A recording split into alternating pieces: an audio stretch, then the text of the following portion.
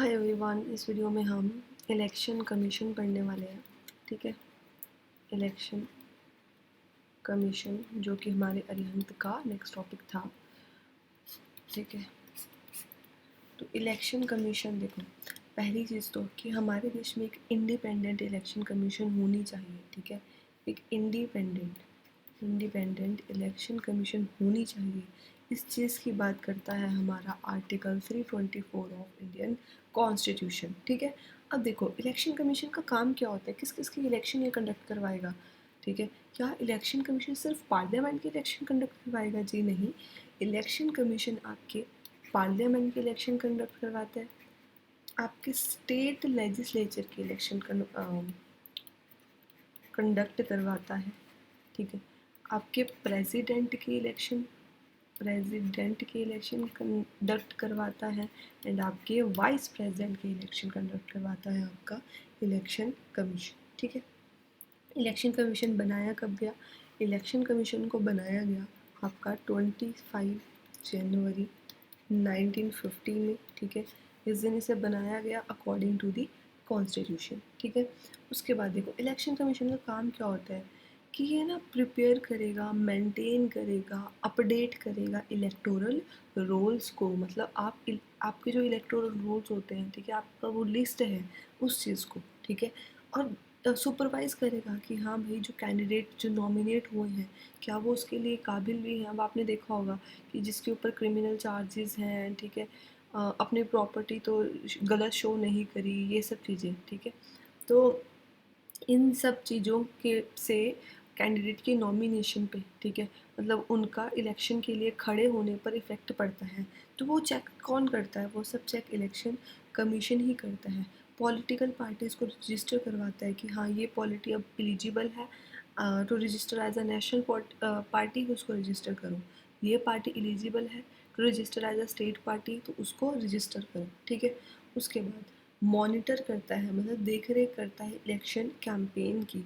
ठीक है, उसके बाद पोलिंग बूथ को ऑर्गेनाइज करता है कि मतलब वोटिंग कहाँ होगी, वो चीज़ डिसाइड करता है, वोट्स को काउंट करता है। ठीक है, उसके बाद रिज़ल्ट को डिक्लेयर करता है ताकि ये मेक श्योर किया जाए कि जो आपके इलेक्शन हैं वो फेयर मैनर में हुए हैं, सही तरीके से हुए हैं। ठीक है, अब अगर इसकी कंपोजिशन की बात करें, अभी आपने देखा भी होगा कि जब ये इलेक्शन थे तो बहुत बहुत गड़बड़ हुई थी, है ना, कि पहले इन्होंने जो आपके इलेक्शन कमिश्नर थे और जो मेंबर्स थे उन्होंने वो रेजिग्नेशन वगैरह दे दिया था। ठीक है, अगर हम एट प्रेजेंट की बात करें तो जो आपकी इलेक्शन कमीशन है उसमें एक होता है आपका चीफ इलेक्शन कमिश्नर और इनके होते हैं आगे को दो सबऑर्डिनेट। ठीक है, 2 इलेक्शन कमिश्नर्स होते हैं।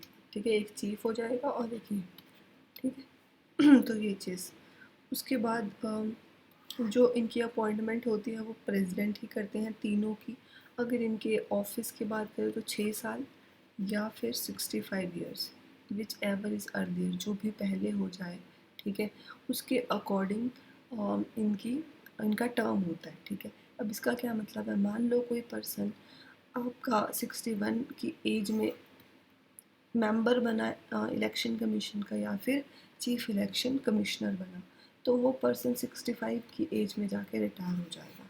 और अगर कोई पर्सन मान लो 52 की एज में जाके आपका मेंबर बना इलेक्शन कमीशन का, तो वो 6 सालों बाद मतलब 58 की एज में जाके रिटायर हो जाएगा। ठीक है, ये मतलब था इसका। उसके बाद सॉरी, अगर मान लो इन्हें रिमूव करना है, ठीक है, तो इन्हें रिमूव करने के लिए सेम ग्राउंड्स हैं जैसे कि एक सुप्रीम कोर्ट के जज को रिमूव करने के लिए है। ठीक है, उसके बाद जो हमारे देश है उसमें जो इलेक्शन होते हैं वो यूनिवर्सल एडल्ट फ्रेंचाइज या फिर यूनिवर्सल एडल्ट सफरेज ये मेथड है। ठीक है, यूनिवर्सल एडल्ट सफरेज, इसका मतलब ये हुआ कि हर वो पर्सन जो एडल्ट है, हमारे देश में एडल्ट के लिए एज क्या है, 18 ईयर्स, मतलब हर वो पर्सन जो 18 प्लस है, that person is eligible to vote in India. ठीक है, अब हम बात कर लेते हैं नोटा की। ये भी एक इम्पॉर्टेंट चीज़ है, हालांकि अभी इसे कुछ मतलब फ़ायदा नहीं है फ़िलहाल तो इसका कुछ भी। ठीक है, देखो नोटा की बात करें तो नोटा का पहले फुल फॉर्म समझते हैं, नन ऑफ द अबव। ठीक है, ये जो आपकी ईवीएम मशीन्स होती हैं ना, ठीक है, उसमें एक ऑप्शन होता है, ठीक है, इसके थ्रू जो कैंडिडेट्स होते हैं सॉरी जो वोटर्स होते हैं वो सभी कैंडिडेट्स को रिजेक्ट कर सकते हैं। मान लो उन्हें कोई भी कैंडिडेट्स, लिस्ट में 4 कैंडिडेट है ABCD, ठीक है, ये भी पसंद नहीं है, ये भी पसंद नहीं है, ये भी पसंद नहीं है, ये भी पसंद, तो नीचे एक ऑप्शन होगा NOTA, none of the above, तो आप इस पर क्लिक करो, जिससे आप बता सकते हो कि हाँ भाई हमें चारों में से कोई भी कैंडिडेट पसंद नहीं है। ठीक है, उसके बाद नोटा को अगर हम ये बात करें कि पहली बार इसे कब यूज़ किया गया, तो असेंबली इलेक्शंस में इसे फर्स्ट टाइम यूज़ किया गया था नवंबर 2013 में। ठीक है, और अगर हम बात करें अगस्त 2018 में, तो जो सुप्रीम कोर्ट है उन्होंने कहा कि भाई अगर राज्यसभा के इलेक्शन हो या फिर स्टेट लेजिस्लेटिव काउंसिल के इलेक्शन हो, ठीक है, राज्यसभा और स्टेट लेजिस्लेटिव काउंसिल के इलेक्शन हो, तो नोटा का यूज़ ना करें। ठीक है, मतलब नोटा के यूज़ पे मना ही कर दी इन्होंने इन दोनों इलेक्शंस में। ठीक है, उसके बाद इसमें इतना ही, लेकिन नेक्स्ट वीडियो में पढ़ते हैं हम पॉलिटिकल पार्टीज़।